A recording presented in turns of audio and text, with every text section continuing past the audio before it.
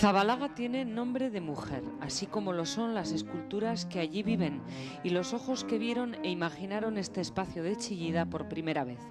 Pilar Belzunce siempre tuvo claro que se necesitaba un lugar mágico para ubicar la obra propiedad de la familia. Cuando Zabalaga apareció ante ellos, Pilar no tuvo duda. Luchó hasta adquirir las 14 hectáreas de terreno que ahora forman este museo. Conoce cada detalle de cada trabajo, del material, de cómo surgieron en la mente del artista.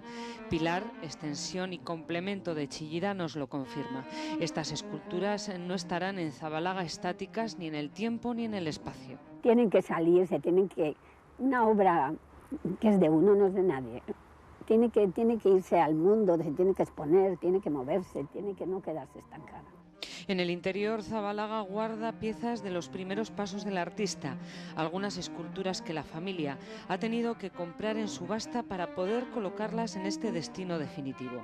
Y este es el lugar más íntimo, la galería donde el artista ha colocado sus últimos trabajos, las gravitaciones, dibujos de papel sostenidos en el aire, desposeídos de cola, de pinceles, de collage.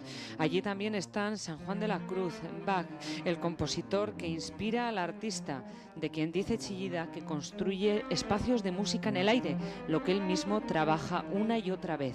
Tiempo, pausa, silencio, ritmo. A uno le cuesta salir de este lugar por su fuerza, porque es donde verdaderamente se descubre el enigma de quién es Chillida. Meterme con Eduardo, mi padre me decía siempre: Pili, ten cuidado con este chico no es normal. Me decía, este será o una gran cosa o un gran desastre.